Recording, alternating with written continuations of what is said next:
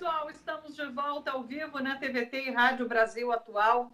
Nessa semana, a gente está conversando um pouquinho sobre a questão da saúde mental, nesse momento de isolamento, em que todos precisam ficar em casa, muitas vezes solitários, às vezes sem família, às vezes com alguns membros da família, mas como trabalhar a mente, o espírito nesse momento.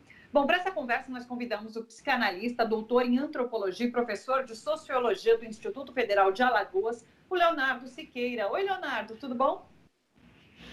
Olá, boa tarde, tudo bem, Thalita? Tudo certo. O Leonardo já participou com a gente no estúdio algumas vezes e está sempre aqui presente com a gente, mais uma vez agora nesse momento de isolamento social. Leonardo, essa questão da solidão não é uma coisa específica desse momento da pandemia de coronavírus. Muita gente já falava que se sentia solitária por conta dessa sociedade em que a gente vive, de fato. Mas agora parece que isso está um pouco pior. Como decifrar isso? O que é a solidão nesse momento? Boa tarde a todas e a todos, né? Prazer voltar aqui. Estou aqui no sertão alagoano, Santana do Ipanema, daqui para o Brasil. Saudades de São Paulo, e uma das saudades de São Paulo era participar do Bom para Todos, né? Então, o que mudou, né? Vamos tentar perguntar por aí, porque talvez a solidão nos ajude a pensar. O que também marca como interessante é que a gente já consegue fazer uma temporalidade do antes e depois do isolamento, né? Então, o isolamento ele já produziu algumas coisas em nós, isso não tem a ver com dias, horas e semanas, mas sim com algo que tem a ver com as nossas crises, e isso já produziu antes e depois. Como você bem disse, né, algo mudou, mas quando a gente usa esse repertório da epidemia, pandemia, eu me lembro bem no fim de 2019, a gente estava problematizando bem o crescente suicídio nos últimos 40 anos que tem os países ocidentais, a questão da epidemia e pandemia de depressão e ansiedade. O Brasil é considerado o país mais ansioso do mundo, porque ele toma um remédio muito específico, de uma quantidade muito grande, chamada Rivotril, e a solidão ela já era problematizada naquela época, né? Quando a gente pensa nessa marcação do tempo antes e depois, a gente está fazendo algo muito comum que sempre fazemos. A gente esconde os conflitos do passado idealizando, né? A gente acha que quando eu estava no colégio, sim, eu era feliz antes da pandemia, mas aí, quando você vai fazer uma descrição de antes da pandemia e do colégio, você era também cravado de conflitos, né? Então, antes a gente era um solitário na multidão, né? A gente tinha essa ideia do hiperprodutivismo, desse sujeito onde a eficiência tem que ser levada a cabo em todos os âmbitos da sua vida, essa relação com a temporalidade, eu tenho que fazer o maior número de atividades possíveis, eu tenho que ter o maior número de produtos possíveis, eu tenho que consumir, e esse hiperindividualismo não produz laço social. Então a gente, apesar de estar inserido nas multidões, a gente se sentia solitário a partir dos nossos atributos, mas esses atributos eram pensados como posse, né? Porque eu poderia perguntar assim, alguém poderia perguntar para mim, Leonardo, qual que é o seu atributo? Aí eu poderia falar, eu sou, ou meus cargos, né? Eu fiz tal curso, eu tenho tal objeto, tenho carro, tenho casa, tenho etc. Ou poderia lembrar qual que é o seu atributo. Olha, eu odeio, isso é um atributo meu, né? Que tem muito mais a ver com as minhas crises, com meus dilemas, as formas que eu amo e que eu odeio, do que os atributos pensados em posse, né? Então, antes da pandemia, vamos marcar essa temporalidade, a gente pensava esse sujeito hiperprodutivista, pensando um monte de atributos que ele tinha que colecionar, e claro, a angústia estava lá, mas com uma outra linguagem. Né? Então, eu trabalhava muito e não conseguia dormir, então eu tomo um calmante para dormir, eu tenho dor nas costas, eu vou tratar minha dor nas costas, eu saio de uma doença e entro na outra, eu vou tentar tratar essas doenças, mas não penso necessariamente no meu estilo de vida. Né? A angústia ela está posta, mas ela está posta na linguagem do sintoma. Agora, quando a gente pensa no isolamento, onde então a temporalidade muda, não é mais o tempo do trabalho, onde eu colocava toda a minha vida, mas é o tempo agora das minhas crises, eu não tenho mais escapatória. Eu tenho que lidar com a angústia. E lidar com a angústia já com uma outra linguagem, mas não do sintoma, né? E aí talvez seja importante a gente definir um pouco o que é angústia, né? O que mudou e o que a gente está tendo que enfrentar agora, né? Então, quando a gente pensa, por exemplo, no texto do Freud, ele tenta diferenciar o pânico, o medo, o pânico, a ansiedade, o medo da angústia. Então, o pânico e o medo, eles têm objeto. Por exemplo, eu tenho medo de cachorro. Então, quando eu encontro um cachorro, eu naturalmente, entre aspas, né, instintivamente, eu sinto medo. Quando eu sei que eu vou numa casa com cachorro, ou seja, eu tenho um objeto, eu já fico ansioso, porque a ansiedade é o medo de ter medo. Né? Isso diz muito sobre a síndrome do pânico. Né? É uma reação anterior da situação em que vai me dar o medo, é o medo do medo. Então eu ainda tenho um objeto. Mas quando a gente pensa na angústia, a gente não tem um objeto. Por que a gente não tem um objeto? Porque a angústia nada mais é do que a experiência de indeterminação. Como assim, né? Então, nós no isolamento, a gente tem que lidar a todo momento com uma pergunta que já estava posta antes do isolamento, mas a gente escondia, com que raios eu estou fazendo com a minha vida? Com que raio eu estou ocupando o meu tempo? E o que eu quero ser daqui no futuro? Agora, essa pergunta, principalmente quando a gente está numa situação de saúde no sentido de uma pandemia, onde a questão da finitude é posta, nenhum de nós escapa da pergunta o que eu tenho feito com a minha vida e o que eu quero para mim. Então, a primeira questão, né, então, a patologia mais grave seria agora se a gente estivesse no regime de normalidade. Falar, não, para mim está tudo tranquilo, não está acontecendo nada. Quer dizer, isso seria o mais preocupante. A angústia agora é o normal que a gente tenha que enfrentar esses dilemas. Mas essa angústia pode levar a um quadro mais agudo, pode levar a uma depressão, porque é um momento que você para fazer grandes questionamentos em relação aos rumos da sua vida. Isso pode levar a um quadro maior de doença mental? Então, sim e não, né? Porque como mudou a linguagem, vai mudar muita coisa também. Mas eu diria que, pelos níveis de medicalização que a gente tinha antes da pandemia, essa questão ela já estava lá. A gente só tem que lidar agora de uma maneira diferente, né? Mesmo quem tem sintomas físicos, eu acho que muita gente agora está sentindo uma dor no peito, e se não tiver sentindo uma dor no peito, é normal agora, né? Provavelmente não vai ser a primeira vez que você está se físico por uma questão emocional, né? Então, mudou a linguagem, né? Então, agora a gente tem que lidar com isso de frente.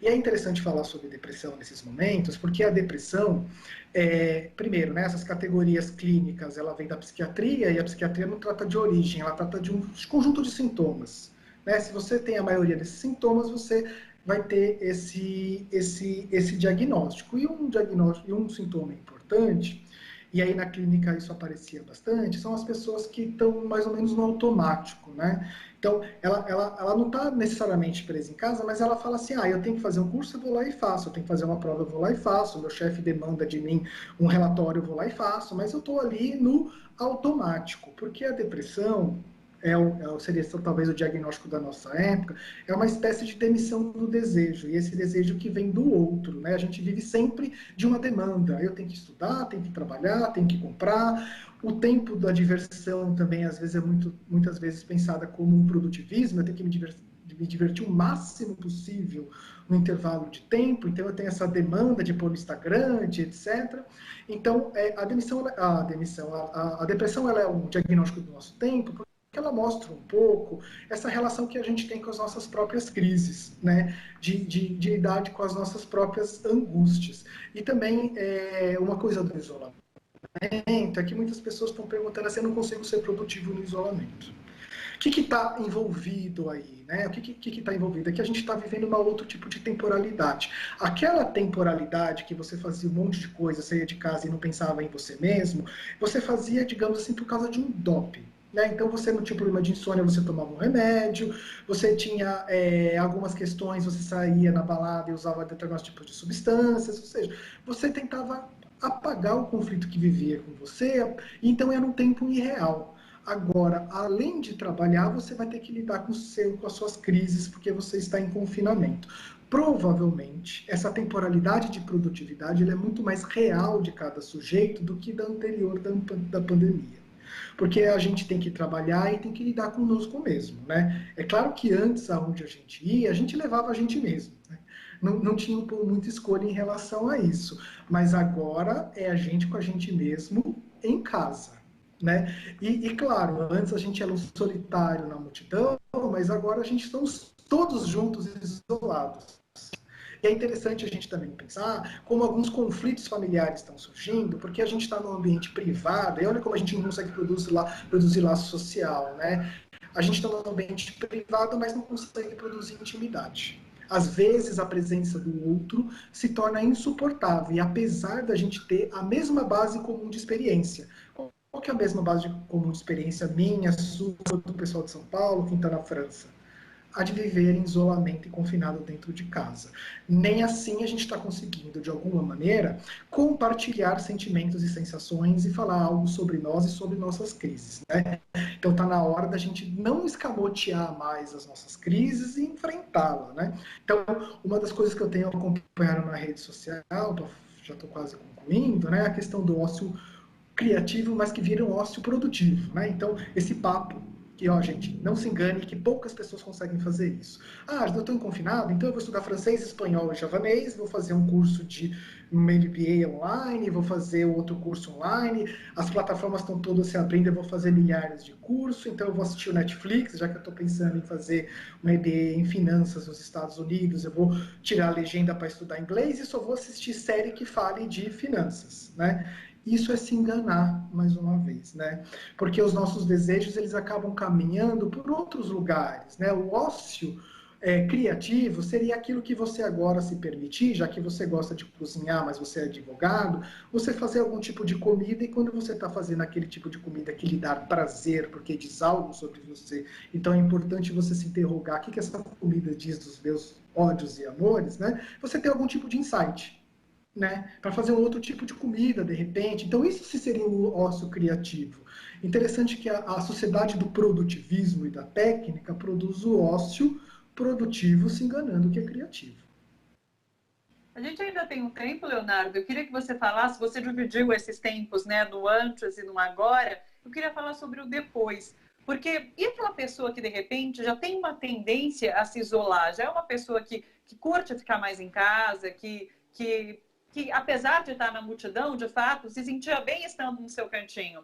E daí agora ela ficou esse tempo isolado e quando tudo isso acabar, que a gente não sabe quando que vai ser, mas quando acabar, ela vai ter que voltar para essa rotina normal. Então, até usando essa analogia do passarinho que fica o tempo todo na gaiola e de repente quando você abre, ele não sabe o que fazer, porque nunca teve aquela, ou ficou muito tempo trancado, não sabe o que fazer depois desse momento.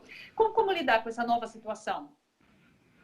Então, primeiro, eu acho que uma das coisas mais angustiantes é que a gente vê que a crise não vai ter uma saída a curto prazo, né? Então, a gente tem que lidar com isso. Mas, assim, essa pessoa que fica bem consigo mesmo, né? Deveria ser todos nós, né? Pensado nesse cantinho e que, pensando no futuro e pensando nesses contatos e pensando naquela relação daquele sujeito hiperprodutivismo, que a gente pare um pouco de fazer atividades meramente protocolares, né? Quando eu falei que a depressão é um diagnóstico importante no nosso tempo, porque muitos dos sintomas têm a ver com automatismo, né? Então, tá na hora da gente começar a se preocupar com as pessoas que realmente nos interessam e entrar em contato com elas, porque a gente faz muita coisa de maneira protocolar. A gente come, claro, é importante a gente manter uma rotina de comida, de exercício, como bem mostrou a propaganda de vocês, é importante, mas que isso não se transforme num protocolo, né? Que a gente vá atrás, e eu acho que isso de uma certa maneira ela já está acontecendo, né?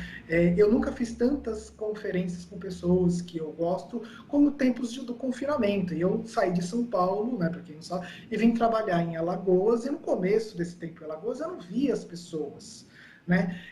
A gente parar de se pensar, a gente às vezes tem uma intimidade maior com uma pessoa que está muito mais distante que com o nosso vizinho, resgatar esses contatos mesmo que sejam à distância, né? Está na hora da gente pensar no momento de isolamento a partir das angústias, quem são as pessoas importantes para mim, por que elas são importantes, e também pensar por que algumas pessoas não são importantes e eu não quero estabelecer mais contato com elas, e que a gente tenha mais laços sociais, né, e laço social envolve também desprezo, frustrações, amores, né, dores, e que a gente consiga, então, elaborar a partir disso. Claro que eu estou sendo, eu diria de uma maneira um pouco utópico, né? É claro que é muito difícil que essa situação aconteça, mas eu desejo, esse é o meu desejo para todos nós, pós-pandemia, que a gente estabeleça as relações sociais muito mais produtivas e que a gente seja muito mais íntimos, uns dos outros e que a gente pare de,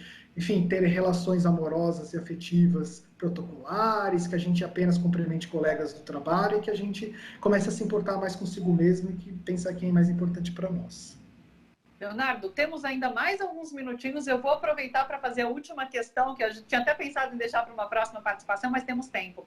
Em relação a ritos funerários, a gente sabe que nesse momento, se caso perdermos alguém, a gente não vai conseguir passar por todos os ritos por conta da pandemia. Então, não está tendo velório, não está acontecendo velório, muitas vezes o próprio enterro está sendo com o mínimo de pessoas possíveis. E como isso acaba interferindo no processo de luto das pessoas? Então, a primeira coisa que a gente tem que pensar quando a gente está falando desse tipo de perda, né, a primeira é a sobreposição de perdas que a gente está vivendo agora, que transforma a questão muito mais complexa, né?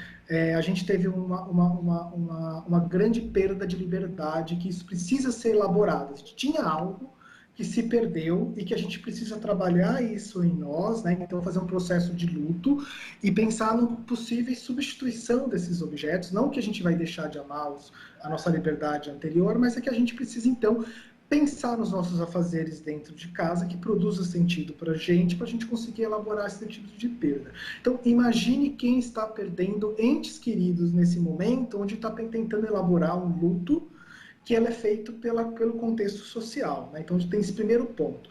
O segundo, que o luto, ele, assim como quase todos os nossos sentimentos, ele necessita ser compartilhado, né? Quando eu falei, a gente está vivendo uma experiência de determinação, e essa experiência de determinação é compartilhada, a gente não consegue nem fazer laço com o outro para a gente conseguir elaborar esse luto, serve também para o luto quando a gente perde entes queridos. Então, é um problema para a nossa elaboração psíquica quando a gente não consegue, e a gente só consegue transformar sentimentos em palavras a partir quando a gente tem uma interlocução. Por isso que os lutos, né, os ritos funerários, eles são quase que necessariamente públicos. Né? Tem a parte lá onde as pessoas vão receber os pêsames, onde tem toda uma linguagem da dor e do sofrimento, onde mostra que aquela pessoa é importante, que para mim o seu sofrimento ele é legítimo, eu reconheço que você é uma pessoa que sofre, então isso é importante para a pessoa que sofre, para tudo que ela faça uma travessia e uma elaboração desse ente que ela perdeu. Né?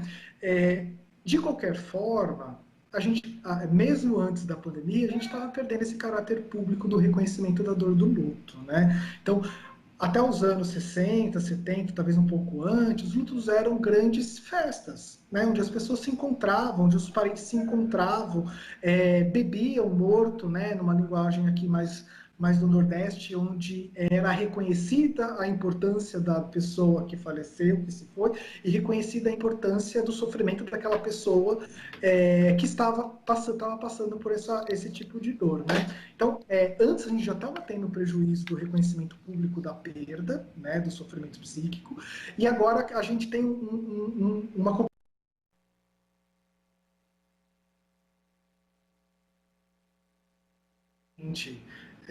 não vai voltar a ser como era antes, e ainda por cima, com as pessoas que estão tendo o luto das pessoas, estão tendo que elaborar isso sem o rito público do reconhecimento do seu próprio sofrimento como legítimo. Né? Interessante quando se a gente perguntasse para Freud, qual que é o amor incondicional e o verdadeiro amor que existe na humanidade? Ela vai falar o amor pelos nossos mortos. Né, pelo processo de luto. Porque quando você está no processo de luto, você já não espera mais nada daquela pessoa em troca do amor que você está conferindo para aquilo. Né? Para a gente entender que muitas vezes a gramática da forma que a gente ama é também a gramática da forma que a gente atravessa o luto. A gente aprende a amar através da gramática do luto. Perfeito. Leonardo Siqueira, psicanalista, professor de Sociologia do Instituto Federal de Alagoas. Agradeço demais a sua participação. Grande beijo, estava com saudade. Vamos marcar já as próximas participações. Vamos sim, estou à disposição. Viu? Acho que eu vou estar em casa nos próximos meses. Estaremos. Um beijo, Leonardo. Então, até.